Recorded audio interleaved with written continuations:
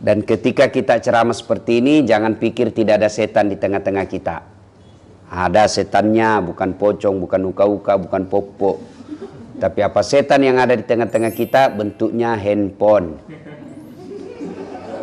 Orang sudah ceramah masih sibuk dengan HP-nya.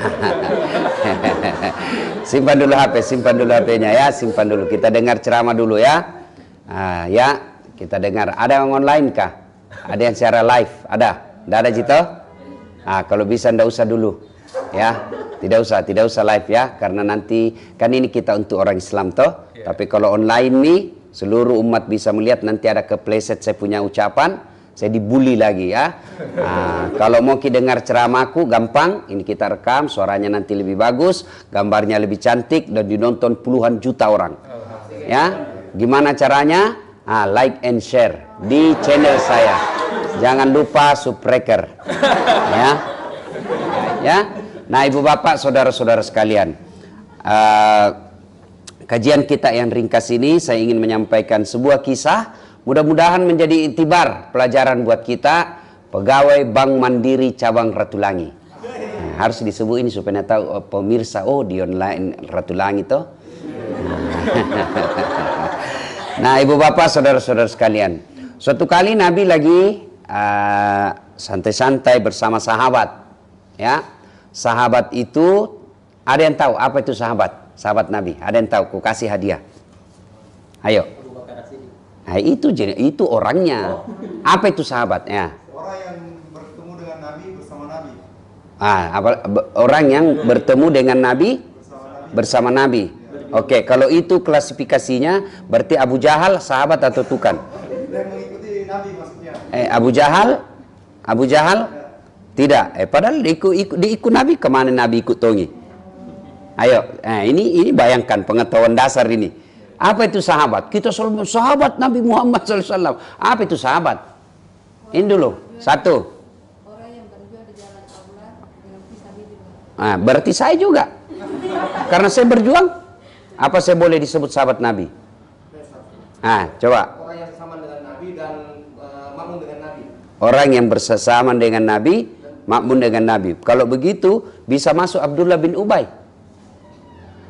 Abdullah bin Ubay ini kemudian berkhianat. Apa disebut sahabat? Tapi dia tidak makmum. Hah? Dia tidak makmum. Apa itu makmum? Artinya dia mengikut sama Nabi. Dia mengikut awalnya. Oke, daripada aku bingung, ya.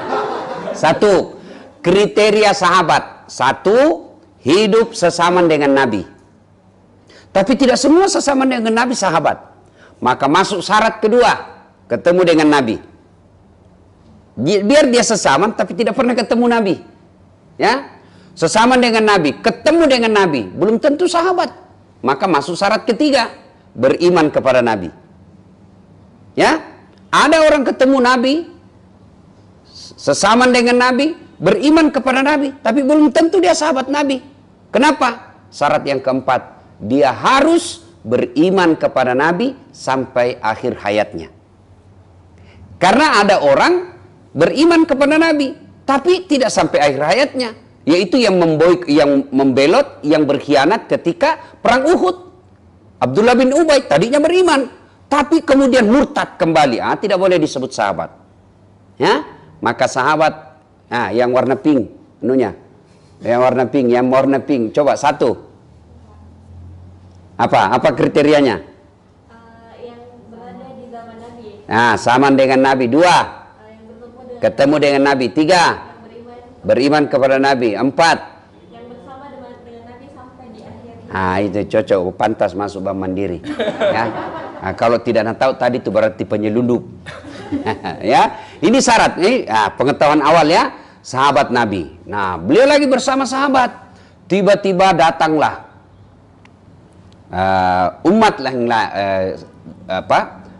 seorang perempuan. Ya Rasulullah, rajam saya. Wih, malah aku tuh. Tahu rajam? Tahu rajam? Jadi dibenamkan sampai di leher, lalu dilempari sampai mati, satu kampung lempari kepalanya. Itu namanya dirajam. Satu kampung lempar. Kenapa dirajam? Kenapa satu kampung? Kenapa harus di tempat terbuka? Tujuannya apa? Hukum itu salah satu tujuannya menimbulkan efek jerah. Efek jerah itu apa? Kau satu kampung lihat kan, wih malaki. Tapi kalau kita kan kadang-kala disembunyi, katanya hukuman tembak, tapi tidak pernah dilihat ditembak, tidak pernah Tujuannya apa? Bukan menakut-nakuti, supaya memang kasih takut orang, bukan takut-takuti. Dikasih takut supaya kau tidak ikuti itu.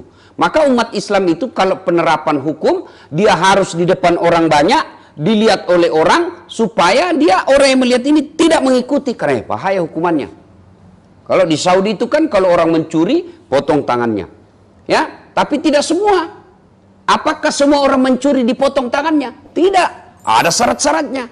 Kalau Anda simpan uang di situ, di luar, lalu ada orang yang ngambil, apakah yang ngambil langsung dipotong tangannya? Tidak. Kau yang salah. Kenapa simpan di situ?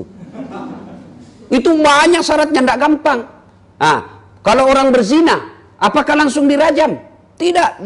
Harus 4 orang saksi. 4 orang saksi. Saksinya apa? Kuliah masuk di kamar Ustaz. Apa sudah boleh jadi saksi? Tidak. Kata Al-Quran, menurut bahasa Quran, pedang masuk dalam sarungnya. Tahu toh? Kalau pedang masuk dalam sarungnya toh? Nah, mengerti maksudnya? Jangan aku dijelaskan lagi. Ya. Nah, itu berapa yang lihat? 3, tidak boleh. 2, tidak boleh. Berapa? 4. 4 yang lihat itu pedang masuk dalam sarungnya. Kalau Nabi lanjut kuliah baku perlu. Enggak, belum dirajam. Kuliah baku tindis, belum dirajam. Tapi kalau Nalia nih, kuliah masuk. 4 orang yang lihat, baru boleh dirajam. Coba, jadi tidak gampang itu menerapkan. Kenapa? Karena Islam sangat menghargai jiwa. Ya Rasulullah, rajam kak. Kata Nabi, kenapa? Matampuk kak. Saya hamil di luar nikah. Oh, kalau ini diterapkan, banyak sekali. Hamil dari suaminya, deh beleng-beleng. Rajam saya. Kata Nabi, kenapa? Saya hamil di luar nikah. Betul kok. Iya ya Rasul. Kata Nabi, kalau begitu, kau balik dulu. Apa? Besarkan dulu kandunganmu. Pelihara dulu kandunganmu. Lahirkan dulu itu anak. Sudah melahirkan. Ya Rasulullah, saya sudah melahirkan, rajam saya. Kenapa? Lebih baik saya dihukum di dunia daripada apinya neraka. Oh, jangan coba-coba. Api itu kan ada 4 tingkatan. Ya? Api yang pertama warnanya merah. Ini apinya pakaluru. Ada yang merokok di sini? Mudah-mudahan tidak ada yang merokok. Pasial-siali. Nah, itu warna merah toh? Dibakar 1000 tahun, berubah menjadi warna biru. Apinya kompor gas. Dibakar lagi 1000 tahun, menjadi warna putih. Itu yang dipakai di tambang biasa. Memotong-motong baja. Ada kan biasa dilihat, kenapa terpisah? Nah, kayak tidak disentuh. Nah, itu apinya sudah menjadi warna putih. Dibakar lagi 1000 tahun, menjadi hitam. Ini apinya neraka. Dan api 67 kali lipat, panasnya api di dunia baru sama panasnya api neraka. Kata Nabi, neraka paling ringan apinya itu, kalau kau ambil kerikilnya neraka yang paling kecil, kau letakkan di telapak kakimu, saking panasnya mendidih sampai ke otaknya. Itu yang paling ringan. Bayangkan begitu Pak. Diletakkan di kaki yang paling kecil, saking panasnya mendidih sampai ke otak. Saya pernah nonton itu film G30 SPKI, yang dicucuk matanya dengan puntun rokok. Ngeri betul, tidak bisa saya lupa sampai sekarang. Itu baru puntun rokok. Ini apinya langsung bos. Maka dia berkata, ini perempuan daripada api neraka, lebih baik saya dihukum di dunia. Kata Nabi, sudah mau melahirkan? Sudah ya Rasul, hukum saya, rajam saya. Kata Nabi, sudah, kau susui dulu itu bayi. Selesai kau menyusui, datang aku ke sini, saya rajam kau. Datang lagi, ya Rasulullah, rajam saya, selesai saya menyusui. Sekarang tidak ada lagi perempuan, hampir jarang perempuan kita lihat mau menyusui. Tahu tidak itu menyusui? Subhanallah, dalam Al-Quran disebut berapa lama? 2 tahun. Dan menurut ahli gizi, inilah ASI yang paling baik. Kenapa paling baik Ustadz? Satu, higienis. Tidak perlu kau kasih rinso. Higienis mentong. Tapi kalau botol, ada kuman. Belum tentu higienis. Ya, dua, praktis. Tidak perlu rebus air. Tidak perlu beli gas. Tidak perlu pelidot. Tidak perlu pakai apa. Langsung menceklung.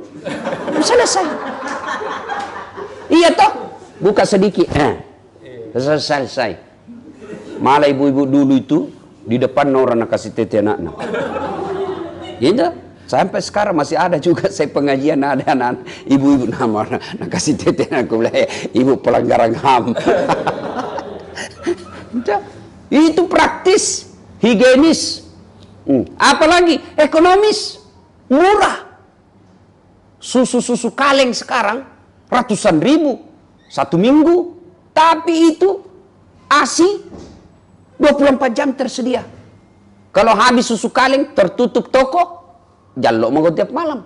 Kalau ini 24 jam.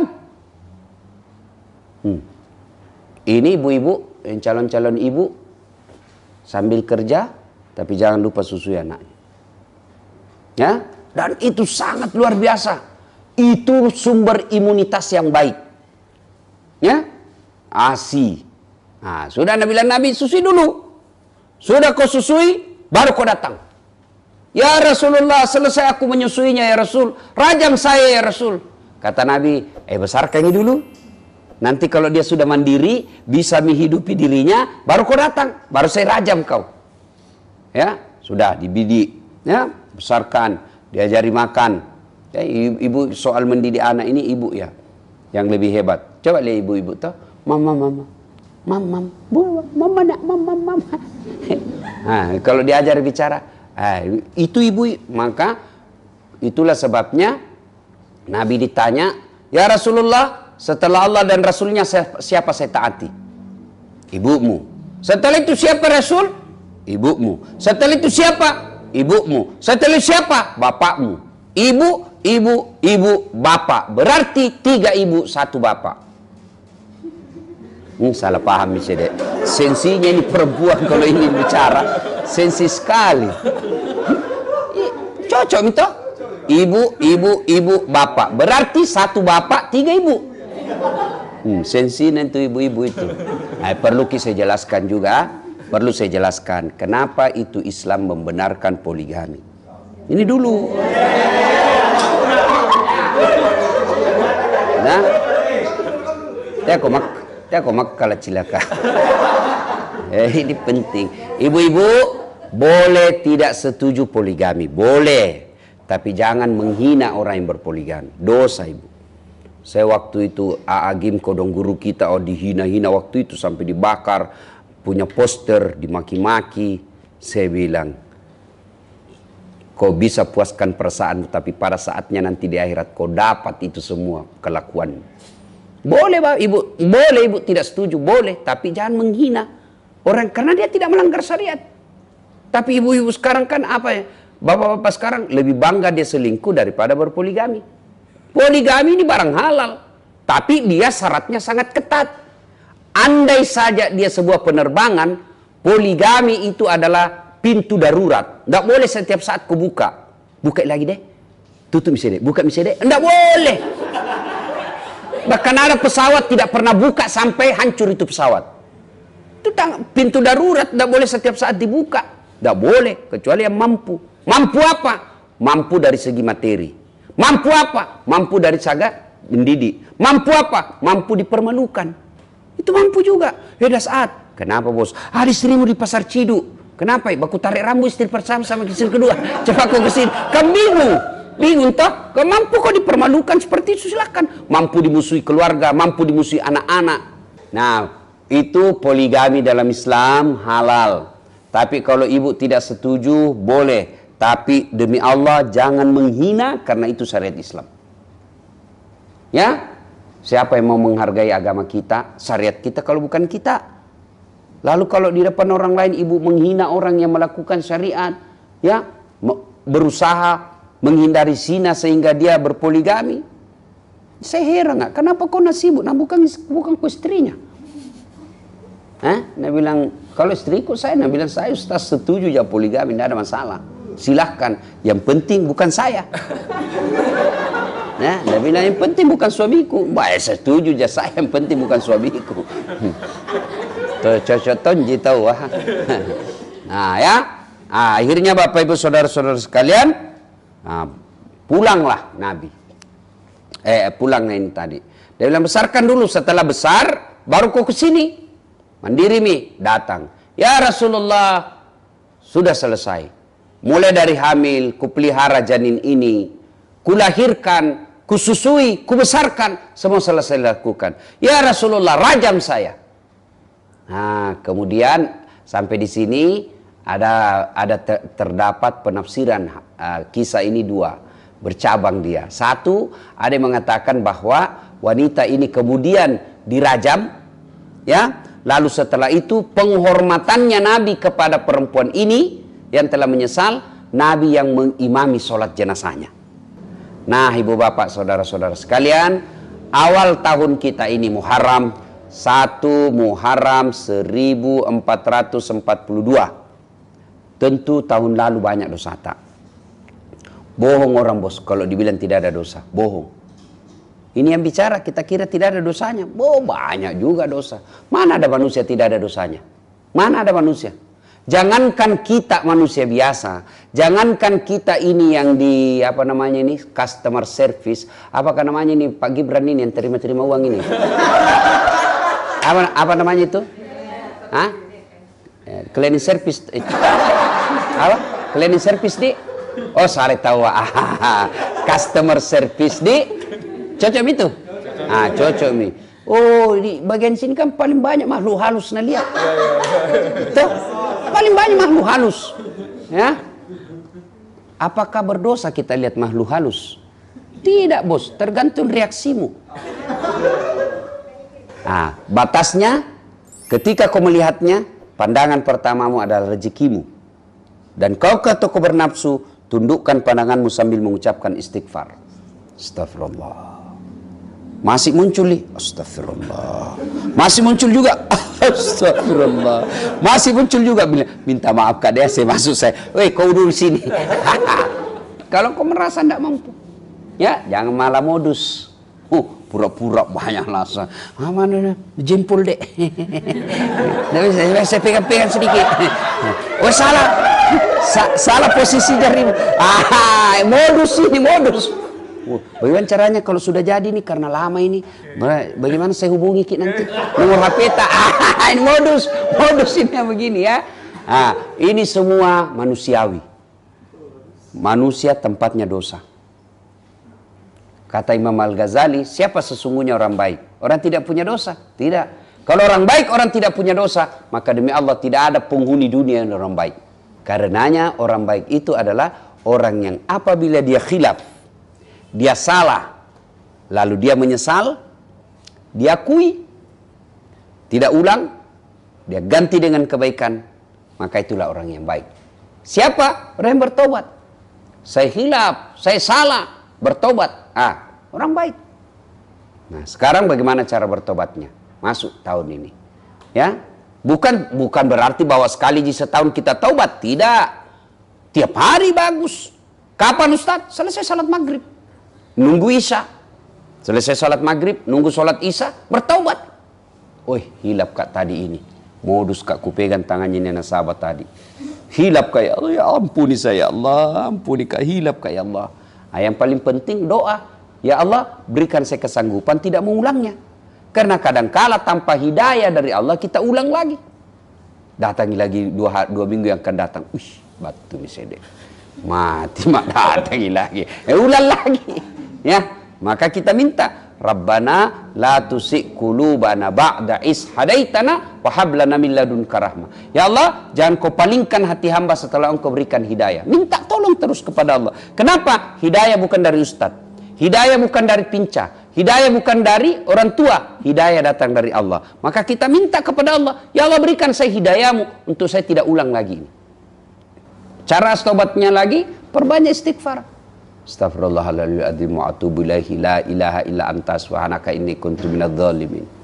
Astaghfirullah Rabbal baroya astaghfirullah minal hataya. Boleh Bapak ulang-ulang itu selesai sholat tengah malam, ya.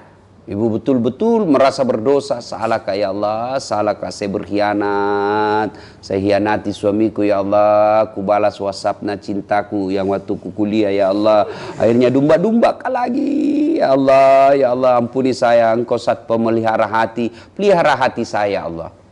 Minta pertolongan karena tanpa hidayah pasti kita ulang. Yang selalu saya istilahkan tobatnya ibu hamil. Pernah kali ibu hamil melahirkan? Tobat-tobat gitu toh? Udah mau mak pak, toba mak terakhir mini tarai, cau maka terakhir mini pak, ndak mau lagi hamil. 7 bulan kemudian, hamil sudah toba, ya ayyuhalladzina amanu tuba ilallahi taubatan nasuha. Hai orang-orang yang beriman, tobatlah kau dengan sebenar-benarnya taubat. Dan hebatnya Tuhan tak besar dosa tak, ampunan Allah jauh lebih besar. Ya Rasulullah, saya berdosa ya Rasul. Anak muda datang. Kata Nabi, bertobatlah kau anak muda. Tapi aku mengulangnya lagi ya Rasul. Kata Nabi, kau tobat lagi. Kuulang lagi ya Rasul. Kau tobat lagi. Berarti ya Rasul banyak dosaku. Anak muda, dosamu banyak. Ampunan Allah jauh lebih banyak daripada dosa-dosamu. Maka yang baik, bertobat. Yang bodoh, sudah tahu dosa, sudah tahu salah. Lalu dia menunggu-nunggu waktu karena dia bilang kulang-kulang. Akhirnya dia tidak mau bertobat, tiba ajal menjemput. Nauzubillah min dzalik. Nah, Ibu Bapak, Saudara-saudara sekalian, tahun baru kita masuki dengan menyadari dosa-dosa dan kesalahan kita, ya. Lalu kita memperbaiki diri. Itu kalau berhubungan kepada Allah. Tapi kalau dosa berhubungan kepada manusia, syaratnya menjadi nambah, kembalikan barangnya orang. Jadi kalian yang pernah ngambil barang-barang kantor, jangan kau ketawa bos, serius orang ini. Kasih kembali botol-botol sanitizer ku ambil. Kasih kembali. Nggak boleh ku ambil itu, ya? Haram. Nggak boleh kertas kantor kau curi 1 rim. Boleh, ya? Adikmu tulis skripsi, atau anak tulis skripsi, ada kantor, nggak boleh, haram. Ya? Kembalikan. Kalau dia berkaitan dengan barang, kembalikan. Berkaitan dengan nasabah, kembalikan. Ya, pernah nipu-nipu, kembalikan. Karena selama tidak dikembalikan, biar hitam jidatmu bertobat, tobatmu tidak akan diterima selama belum minta ridha dari orang yang pernah kita sakiti. Ya, termasuk pada istri, ya, sering nipu-nipu istri, pulang ini sadari minta maaf. Maafkan Kak. Kenapa kok Pak? Tiba-tiba minta maafkan Mas saja. Apa judulnya ini tiba-tiba? Nanti ngamuk kok lagi. Enggak ji apa? Betul kok enggak ngamuk kok? Betul. Minta maaf Kak. Hilap Kak. Dulu waktu ku tugas di Mamuju, hilap Kak. Ada perempuan miripmu kuliah Ibu. Minta maaf. Hilap Kak. Nah bilang istri enggak apa-apa ji. Karena waktu mu tugas di Mamuju juga selingkuh tonjak di sini.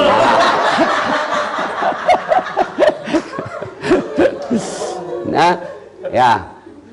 Ibu bapak saudara-saudara sekalian, taubat tidak berkaitan dengan umur. Taubat tidak berkaitan dengan pekerjaan. Taubat berkaitan dengan dosa. Berarti mengaku berdosa, bertobat. Dan tidak ada manusia tidak punya dosa.